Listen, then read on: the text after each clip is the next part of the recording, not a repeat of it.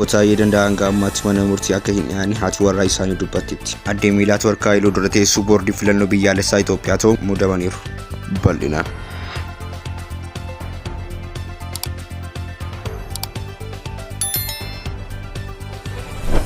Obbo Taayee Danda'a gara torbee tokko dura mootummaa kuffisuuf shira xaxaa jechuun to'annoo jala kan turan yoo ta'u, hanga ammaatti mana murtii akka hin dhiyaanne haati warraa isaanii dubbatan. Abbaan warraa isaanii to'annoo seeraa jala erga fudhatamee torban tokko ta'uu isaa hanga ammaatti mana murtiitti akka hin dhiyaannee fi abukaatoon isaanii akka isaan waliin haasa'an akka hin hayyamamne yaadachiisaniiru. Hanga ammaatti mana murtiitti hin dhiyaanne erga hidhamee as abbootiin seeraa isa haasofsiisuu barbaadan hedduun akka isa haasofsiisan hin hayyamamneef. Itti dabaluudhaan abbaan warraa isaanii Taayee Danda'a waliin haasa'uuf guyyaatti daqiiqaa 3 qofa isaaniif akka hayyamamu dubbatan. Haati warraa obbo Taayee Danda'a maatii keessaa namoonni 2 qofti akka gaafatan hayyamameef kanneen sanaan ala jiran garuu akka hin gaafanne dubbataniiru. Kominikeeshiniin mirga namummaa Itoophiyaa akka jedhutti Taayee Danda'a qofa osoo hin taane namoonni dhuunfaa erga labsiin muudamaa labsamee booda to'annoo jala oola sa'aatii 24 keessatti mana murtiitti hin dhiyaanne. Miseensa olaanaa paartii badhaadhina biyya bulchaa jiruu fi miseensa mana maree naannoo Oromiyaa kan ta'e Aato Taayee Danda'a ji'oota muraasa darban keessa yaada ejjennoo mootummaaf faallaa ta'e fuula miidiyaa hawaasaa dhuunfaa isaa irratti fi miidiyaa mariin waraana bilisummaa Oromoo waliin taasifamu dhabu malaamaltummaan walitti bu'iinsa naannoo Oromiyaa fi hiriira nagaa dhorkame karoorfame ilaalchisee ejjennoo cimaa mootummaa irratti qabu hordofuun xalayaa ministeerri muummee Abiyyi barreesseen ejjennoo isaa irra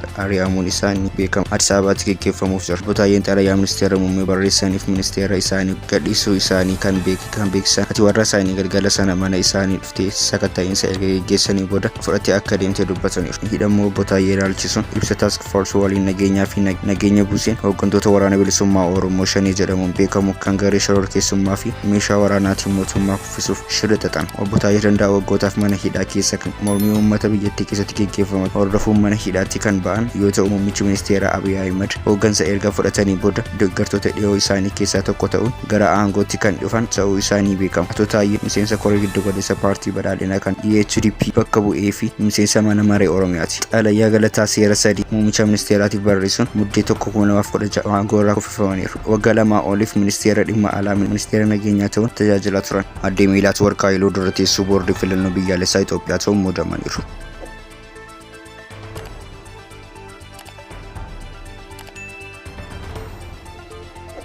Manni maree bakka bu'oota uummata Aadde Miilaat Warqaayiluu dura teessuu boordii filannoo biyyaalessaa Itoophiyaa ta'uun muudamuun raggaasiseera. Manni marichi walgahii haaraa muddee 9/2016 gaggeessee jiru irratti Aadde Miilaat dura ta'aa boordii biyyaalessaa ta'uun muudamuun isaanii namni tokko mormuun raggaasiseera. Miseensa mana marichaa keessaa miseensi paarlaamaa muudama dura ta'aa boordii haaraa mormee hin jiru. Yuunivarsiitii Haarvaard irraa kan eebbifamte Miilaat Warqaayiluu dura ta'aa boordii filannoo biyyaalessaa 5ffaa ta'uun kakaate. Walgahii kana irratti muudama dura ta'aa boordii malees muudamni hojii gaggeessitoota korporeeshinii Broadcasting Itoophiyaa fi dhaabbata Pireesii Itoophiyaa raggaasifame. Dura ta'ummaan boordii kanaa kaadhimamaa 2 gara torban 2 dura adoolessa 22/2016 muummicha ministeeraaf dhiyaachuun isaanii ni yaadatama. Akka heera mootummaa Itoophiyaa kaawwata baaf 2 miseensonni boordii filannoo dura ta'aa dabalatee yaada muummicha ministeeraatiin mana maree bakka bu'oota uummataatiin muudamu. Akka labsii hundeeffama boordii filannoo biyyaalessaatti dura ta'aan boordichaa walitti dhufeenya boordiin qaama sadaffaa waliin qabu keessatti bakka bu'u aangoo qabu. Kana malees yaa'ii boordii filannoo biyyaalessaa waamuun hoogganuutti gaafatamummaa kennameefii ture. Aadde Miilaat Warqaayiluu fi obbo Taaddasaa Lammaa dura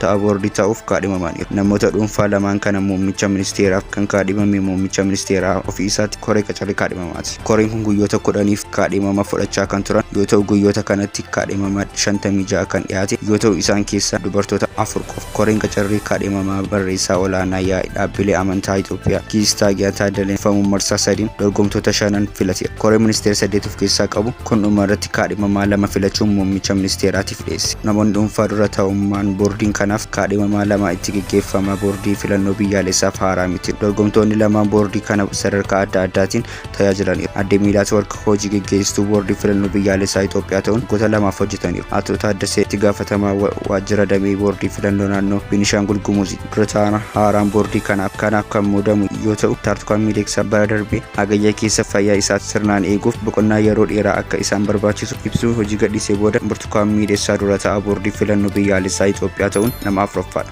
Kaadhimamaa 5ffaan muudamni isaa har'a ragaa'ee dura ta'aa boordii ta'e. Obbo Kamaal boordiin heerri Itoophiyaa ragaa hordofuun dura ta'aa boordii filannoo biyyaalessaa isaa jalqabaa ta'uun muudama. Kamaal waggoota 2011 boordii kana tajaajilaniiru. Mirga kana bara 1999 Yuunivarsiitii Addis Ababaa Piroofeesara kan turan obbo Kamaal Deektuutti dura ta'aa boordii ta'uun muudaman. Piroof Margaa waggoota 10 dura ta'aa boordii ta'uun erga bara 2009tti dura ta'aa boordii dubartii jalqabaa Saamiyaa Zakkaariyaaf aangoo isaanii dabarsanii. Bulchiinsa Saamiyaa Zakkaariyaa waggaa tokko hin turre bara 2011tti namoonni siyaasaa duraanii Burtukaan Miidhagsaa teessoo kana Saamiyaa Zakkaariyaa irraa fudhate. Erga Burtukaan Miidhagsaan aangoo qabatanii waggaa 4 keessatti boordiin filannoo biyyaalessaa 6ffaa fi riifardaamii 3 kaaba Itoophiyaatti geggeessee jira.